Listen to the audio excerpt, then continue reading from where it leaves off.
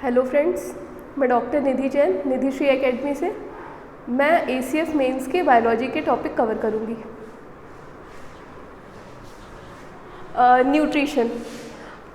Nutrition can be defined as procurement of substances nutrients necessary for the growth, development, maintenance activities of the living organism। अब nutrients में क्या आते हैं? Animal के लिए protein, carbohydrate, fat, mineral, waters, और ऐसे ही प्लांट्स के लिए क्या होते हैं?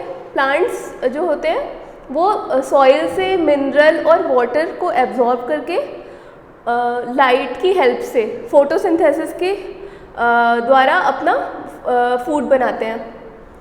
फिर टाइप्स ऑफ न्यूट्रिशन में आते हैं। टाइप्स ऑफ न्यूट्रिशन में ऑटोट्रॉफिक न्यूट्रिशन, ये दो वर्ड से बना है, ऑटो एंड ट्रोफॉज। ऑटो का मतलब सेल्फ, ट्रोफॉज न्यूट्रिशन के लिए यूज़ करते हैं। तो इसमें ऑर्गेनिज्म जो होते हैं वो अपना फूड खुद ही बनाते हैं सिंपल सब्सटेंसेस से। इसमें मोस्ट ऑफ द प्लांट्स आते हैं। एनिमल में बहुत कमी, जो कुछ ऑटोट्रॉफिक बैक्टीरियाज होते हैं उनमें ऑटोट्रॉफिक न्यूट्रिशन होता है। ये क्या करते हैं? ये इनऑर्गेनिक सब्सटेंसेस को यूटिलाइज करके उन्हें ऑर्गेनिक मटेरियल में कन्वर्ट करते हैं और फिर उसे ये अपने न्यूट्रिशन पर्पस के लिए यूटिलाइज करते हैं। ये हो गया ऑटोट्रॉफिक न्यूट्रिशन। फिर आता है हेट्रोट्रॉफिक न्यूट्रिशन। ये भी दो वर्ड से बना है, hetero and trophs. Hetero means other, trophs means nutrition. Animals and most of the other organism take in ready-made food prepared by the plants। ये हेट्रोट्रॉफिक हो गया। अब आता है पैरासिटिक। तो जो पैरासिटिक मोड होता है ये अपना प्लस माइनस की तरह होता है। हेट्रोट्रॉफिक में भी लोग न्यूट्रिशन अदर सोर्स से लेते हैं, लेकिन इसमें अदर को नुकसान हो भी सकता है, नहीं भी हो सकता है। इसमें पैरासिटिक मोड में क्या होता है कि एक होस्ट होता है और एक पैरासाइट होता है। इसमें एग्जाम्पल्स में फंगस आते हैं, बैक्टीरिया आता है। हायर प्लांट्स में केवल कस्कुटा, इसको अमरबेल भी कहते हैं। कस्कुटा को अमरबेल भी कहते हैं। ये एक तरह का क्लाइंबर होता है। और एनिमल्स में प्लाज्मोडियम, जो कि मलेरियल पैरासाइट है, और राउंडवम, ये क्या करते हैं? ये ऑर्गेनिज्म होस्ट के थ्रू अपना न्यूट्रिशन लेते हैं और इससे क्या होता है? होस्ट में वैल्यूएबल न्यूट्रिएंट्स का लॉस होता है, इसलिए इसको plus minus type of relationship कहते हैं। ये हो गया पैरासिटिक न्यूट्रिशन। फिर हम आते हैं सिम्बायोटिक। सिम्बायोटिक में क्या होता है? ये होती है प्लस टाइप की न्यूट्रिशन। ये एक एसोसिएशन होता है सिम्बायोटिक। कुछ ऑर्गेनिज्म जो होते हैं वो दो ऑर्गेनिज्म है, वो साथ में रह रहे हैं, वो न्यूट्रिशन को भी शेयर कर रहे हैं और शेल्टर को भी शेयर कर रहे हैं। जैसे फंगस है, वो जो अपनी ट्री होते हैं उनके रूट्स में रहता है, ठीक है।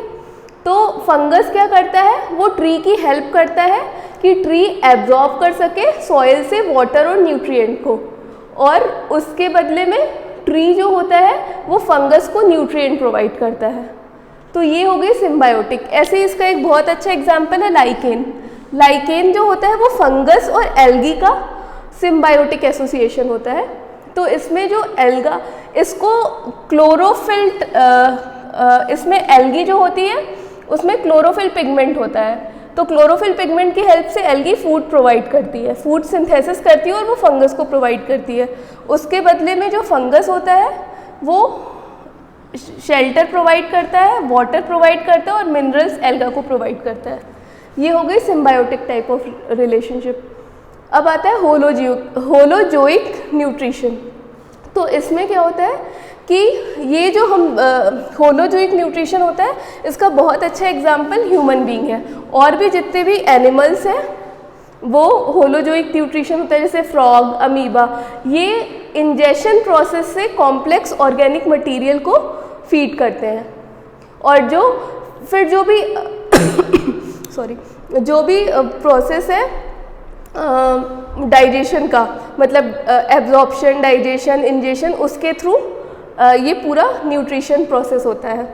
फिर इंसेक्टिवोरस, इंसेक्टिवोरस में एक बहुत अच्छा एग्जाम्पल है प्लांट्स में जो इंसेक्ट्स से अपना न्यूट्रिशन वो लेते हैं, पिचर प्लांट। तो पिचर प्लांट होता है, उसकी लीव्स होती हैं वो एक पिचर शेप में मॉडिफाइड हो जाती हैं, और जो लीफ का एपेक्स होता है वो एक लिड बनाता है, और वो लिड जो होती है वो इस पिचर को ओपन और क्लोज कर सकती है। जब भी कोई इंसेक्ट आता है ये लिड ओपन हो जाती है और ये जो इंसेक्ट होता है इसमें ट्रैप हो जाता है। और ऐसे ही जो एनिमल्स में लिजर्ड, फ्रॉग, क्रैब, ये भी इंसेक्टिवोर्स होते हैं, लेकिन ये प्योर इंसेक्टिवोर्स नहीं होते, ये और भी चीज़ें खाते हैं इंसेक्टिवोर्स। फिर एनिमल्स में न्यूट्रिशन कैसे होता है, मतलब न्यूट्रिशन के क्या क्या प्रोसेस होते हैं, तो ये टोटल 5 स्टेप में होता है। Ingestion, digestion, absorption, assimilation and egestion. Ingestion का मतलब फूड लेना, जैसे कि हम हाथ से खाना खा रहे हैं तो वो इंजेशन प्रोसेस हुआ। और जैसे अमीबा है, अगर हम यूनिसेलुलर एनिमल्स में देखें, जैसे ये अमीबा है, ये यूनिसेलुलर है, इसमें इंजेशन प्रोसेस कैसे होता है, तो इसमें फॉल्स लेग बनते हैं।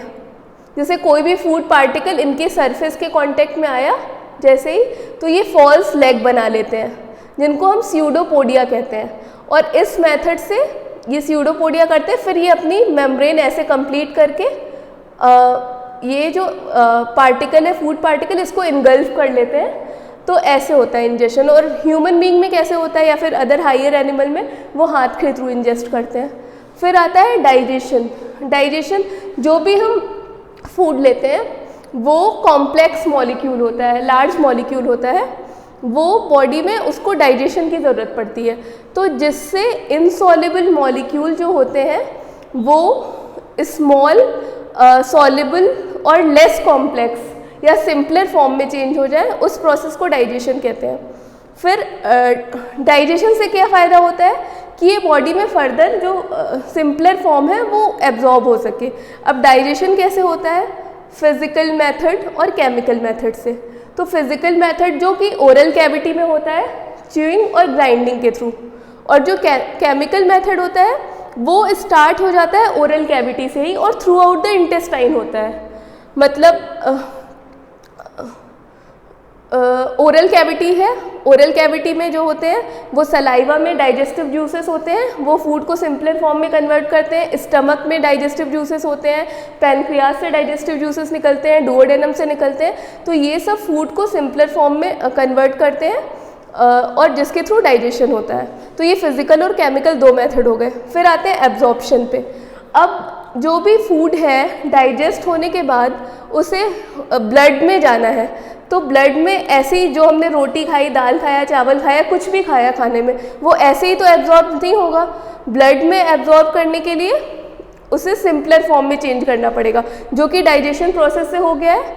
फिर वो ब्लड स्ट्रीम में इंटेस्टाइनल वॉल की म्यूकोसा के थ्रू एब्जॉर्ब हो जाता है। ये है एब्जॉर्प्शन। फिर एसिमिलेशन। एसिमिलेशन प्रोसेस तब कहते हैं जब सेल उसको यूटिलाइज करते हैं, एब्जॉर्ब फूड को, और सेल्स में ही बहुत सारी केमिकल रिएक्शंस होती हैं, बहुत सारी साइकिल्स चलती हैं, जिसके थ्रू एनर्जी मिलती है, ग्रोथ एंड रिपेयर की प्रोसेस होती है। तो absorb food is taken by the cell and use for energy, growth and repair. This process is called assimilation. फिर इजेशन। इजेशन को हम एक्सक्रीशन भी कह सकते हैं। इसमें अनडाइजेस्टेड फूड जो होता है वो बॉडी से रिमूव करते हैं। हम जितना भी फूड खाते हैं वो पूरा फूड डाइजेस्ट नहीं होता, उसका कुछ पार्ट अनडाइजेस्टेड फॉर्म में होता है, जिसे हम रफेज या फिर फीकल मैटर के फॉर्म में वो बॉडी के बाहर निकलता है। ये बॉडी के लिए हार्मफुल होते हैं, इसीलिए इनको बॉडी से निकलना ज़रूरी होता है। और ये पूरी न्यूट्रिशन की जितनी भी प्रोसेस होती है, 5 प्रोसेस में न्यूट्रिशन अपना ख़त्म होता है। हाँ, तो मैंने स्टूडेंट्स न्यूट्रिशन का कुछ बेसिक पोर्शन कवर किया है। अभी unicellular organism, multicellular organism, human beings और प्लांट में न्यूट्रिशन कैसे होता है मैं ये आगे के लेक्चर्स में बताऊंगी।